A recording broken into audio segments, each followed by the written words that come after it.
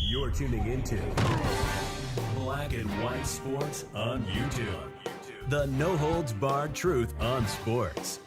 The main event starts now. All right, Black and White Sports supporters. Well, we're going to talk about, yikes, some of the reaction from the Chiefs game yesterday, the Chiefs-Ravens game. The Ravens came into that game. Look, guys, I thought the Ravens were going to put it on them. So did everybody else. I mean, it was thought that the Ravens and the Niners both had the best two overall teams in the league, and only one of the two came out of it. Now, full disclosure, I am a Niners fan. I'm not going to hide that. I think we should beat the Chiefs, but I do recognize Patrick Mahomes and all of his skills and all of that is sort of the wild card of the situation. Now, as everybody knows, this Taylor Swift thing has already made people, NFL fans, people that actually want to follow football and actually consume football, it has made football fans want to vomit for about 15 weeks now. All right? It makes that kind of thing. Every 12 seconds when they flash over and you get that little like Jim Carrey, that kind of thing going on in your down your acid reflux kicks up. Well, as you can imagine, everybody is thinking to themselves, we've got 2 weeks of this crap, really? 2 weeks of it heading into this game? I know one thing, all of a sudden, there's a hell of a lot of Niners fans. There's a hell of a lot of Niners fans. Hey, guys, just when you thought the Taylor Swift, Travis Kelce thing is going to drive you nuts for the next 2 weeks, I present to you this guy. Yeah, just be aware Jackson Mahomes is involved in this as well, okay? If you just needed a little something, a little finger down the throat to get that acid reflux to come on out, there it is. He is the proverbial finger down the throat of your acid reflux, so you can just go ahead and vomit out everything that you've got going on. Now that I have grossed everybody out, let's get to what exactly we thought would happen here, and that's, of course, the media celebrating the love of Mr. Pfizer and Taylor Swift. And, well, let's just say Robert Griffin III, RG3, of course, he works for ESPN. This could be described as instant regret, all right, because he decided to fire these shots out at NFL fans, and NFL fans shot back. Let's put it that way, all right? They fired back at Robert Griffin III. Now, this is what he said. He posted a picture of these two. By the way, I didn't even see any of this because I had turned it over to watch the Niners beat the Lions, and I was already watching that game while there was a celebration on. But these pictures have come out of Mr. Pfizer and Mrs. Pfizer. And here we go. Good for you, Travis Kelce and Taylor Swift. You got to be a real hater. Oh, we're real haters. To see this level of happiness and be like, quote, yeah, I don't like it. And a lot of it stems from the fact that Taylor Swift's been very open and honest about the fact she hates about half the country. All right. And then there's the situation of feeling like this is obviously being force-fed to us by the NFL. All right. And there's like a real priority to get this on the screen. Look, there was allegations, there was speculation of no matter what happened, the Chiefs were going to make this Super Bowl because of this, right? That was a narrative out there. It was. I did a video Saturday morning about it, you know, because the NFL assigned a referee that had a previous reputation proven in actual percentages that he favored the road team over the home team by about 10% versus all other NFL refs. So he fired this out, and it was met with, they fired back. NFL fans fired back at Mr. ESPN. Part of me wonders if Aaron Rodgers is going to make a surprise appearance tomorrow on the Pat McAfee show. I just can't help but think with the Super Bowl coming, he's going to make an appearance either this Tuesday or next Tuesday, one of the two, when Aaron Rodgers Tuesday happens.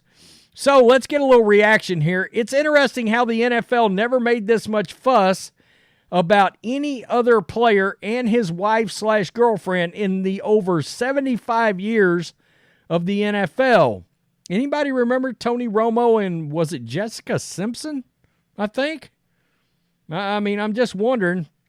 But now they are making a fuss, and those who notice how manufactured and forced this is are called haters by a former quarterback with a lot to say. I think that's exactly the issue, is that many NFL fans feel like this is manufactured and forced. And we're being force-fed. By the way, Jessica Simpson's trending right now. Yeah. Y'all forcing it too much on the public. We care about football. Laugh out loud. Yeah, that's the issue right there. This is a pretty good comparison. Like Deion in Colorado, it wasn't as much them as it was the people like you in the media forcing the story onto us continually. And unfortunately for us, I have checked, her Japanese tour is she has a concert on that Saturday night, and then she should be able to make the game. So throw up now. I have stuff that's been in the fridge longer than their relationship. I mean, football fans want to see football.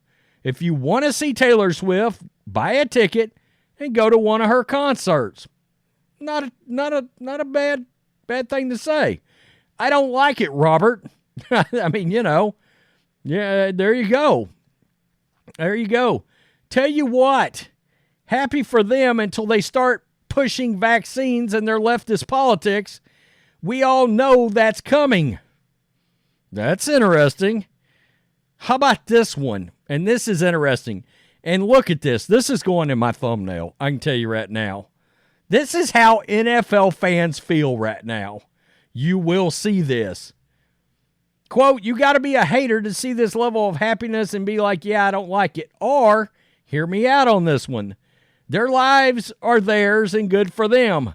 But their relationship is completely irrelevant to the game of football we used to be able to enjoy without the camera cutting to her 10 times a game during the pregame show and then afterwards again on the NFL social media, as well as them watching them change their social media titles and bios to Taylor Swift themes and catchphrases. Read the effing room. Stop forcing shit on us when we tuned in for something totally different. That is the problem. Right there. Right there. That is the problem. Is people feel like this is being forced on us by the NFL and by the networks on purpose. It's fine to see them after the game, whatever, but it doesn't change the fact that the majority of fans don't want to see her on camera after every Kelsey play or a Kansas City touchdown. It's not that hard to see why it's annoying. I'm telling you, he got blasted. You don't have to be a hater to be tired of this couple being forced on you every time Kansas City plays. Woo.